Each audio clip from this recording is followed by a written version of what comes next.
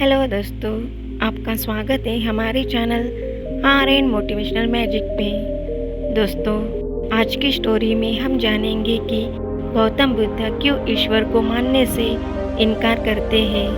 दोस्तों, आपके दिमाग में भी कभी न कभी ये सवाल ज़रूर आया होगा कि ईश्वर है या नहीं। तो चलिए दोस्तों, इस कहानी के माध्यम से हम जानेंगे कि गौतम बुद्ध ने क्यों कहा कि ईश्वर नहीं है। दोस्तों, गौतम बुद्ध ने अपने जीवन काल में प्रवचनों से मानव जीवन में क्रांति लाई थी और हम जानते भी हैं कि गौतम बुद्ध की बातों में जीवन जीने की कला की चाबी छुपी थी। उनके जीवन में घटित हुई घटनाओं से बहुत कुछ सीखने को मिलता है। ऐसे ही एक घटना के बारे में आज मैं आपको बताने जा रही हूँ। गौतम बुद्ध के समय में एक सवाल उनसे अक्सर पूछा जाता था कि ईश्वर है या नहीं, और हर बार बुद्ध एक अलग अलग जवाब देते थे। ईश्वर के बारे में पूछा गया ये सवाल आज भी पहेली है और बुद्ध के समय में भी लोगों ने ये सवाल कई बार पूछे, लेकिन बुद्ध ने कभी भी इसका सही जवाब नहीं दिया। एक बार की बात है, एक ज्ञानी पंडित गौतम बुद्ध का प्रवचन सुनने आया करता था और वो पंडित उनकी बातों से सहमत भी था। वो मानता था कि गौतम बुद्ध एक ज्ञानी पुरुष है। एक बार गौतम बुद्ध ध्यान में बैठे थे और वो व्यक्ति उनके पास गया और उनसे पूछा कि बुद्ध, कृपया आप मुझे बताएं कि ईश्वर है या नहीं। मेरी आपसे प्रार्थना है कि आप मेरे सवाल का मुझे सही जवाब दें। बुद्ध के बारे में ये कहा जाता था कि वो कभी भी किसी भी प्रश्न का सीधा जवाब नहीं देते थे। उनके हर जवाब में रहस्य भरा होता था। ज्ञानी पंडित ने कहा कि मुझे ईश्वर के बारे में आपसे जानना है, ईश्वर है या नहीं। बुद्ध उसकी बात सुनकर मुस्कुराए और फिर पंडित से बोले, ठीक है।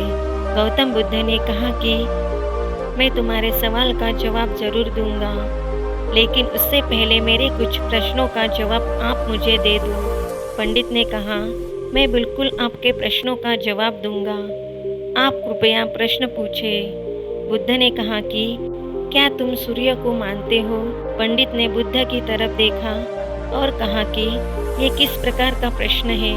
मैं छोटा बच्चा हूँ, आप जो मुझसे बच्चों वाला प्रश्न पूछ रहे हैं। सूर्य तो साक्षात प्रकट होता है और पूरी दुनिया को रोशनी देता है। धरती पर रहने वाले हर जीव को सूर्य से ऊर्जा प्राप्त होती है।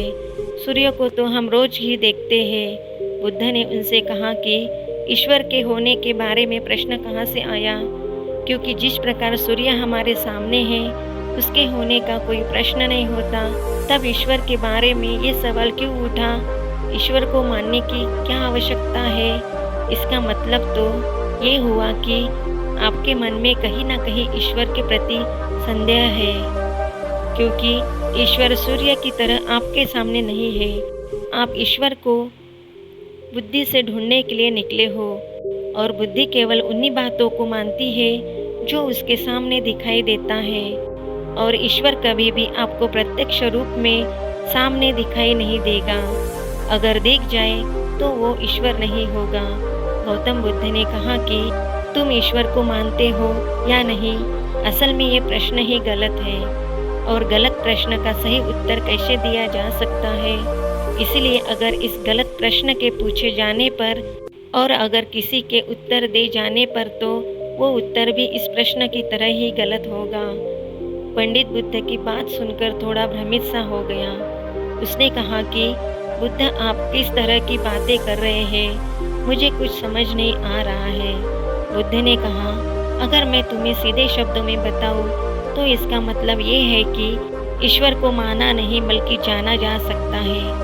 अगर तुम मुझसे ये प्रश्न करते कि मैं ईश्वर को जानना चाहता हूँ तो मैं तुम्हारी मदद कर सकता था, और जिस दिन तुम ईश्वर को जान जाओगे उस ईश्वर की व्याख्या तुम सीधे कभी नहीं कर पाओगे।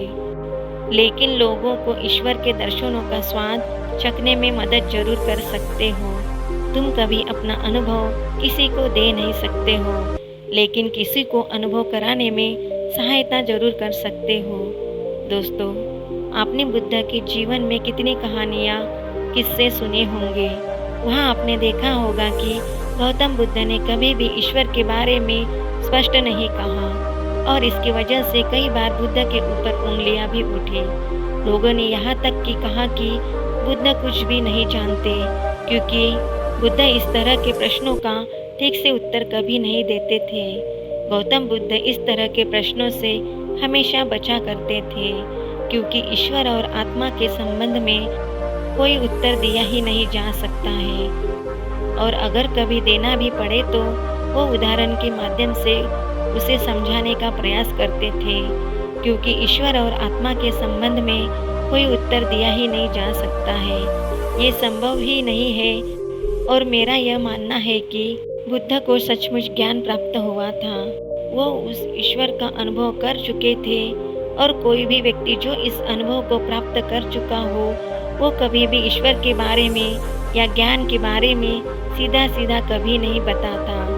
वो आपके प्रश्न को बीच में ही लटका देता है, क्योंकि वो चाहते हैं कि आप उसका स्वाद खुद चखें। गौतम बुद्ध ने कभी वो गलती नहीं की जो आज के कुछ धर्म गुरु कर रहे हैं।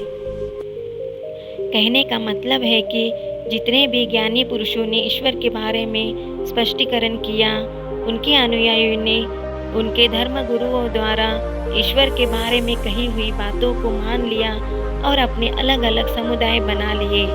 फिर क्या हुआ, आप यह देख ही रहे हो। उन गुरुओं द्वारा दी गई प्रामाणिकता के आधार पर आज वो सभी समुदाय एक दूसरे के दुश्मन बने हुए घूम रहे हैं और हथियारों के दम पर ये प्रमाणित करना चाहते हैं कि मेरा गुरु सही है, मेरा ईश्वर सही है। वो लोग ये कहते हैं कि तुम अपने ईश्वर को छोड़ो और हमारे ईश्वर को मानो, क्योंकि हमारा ईश्वर सत्य है।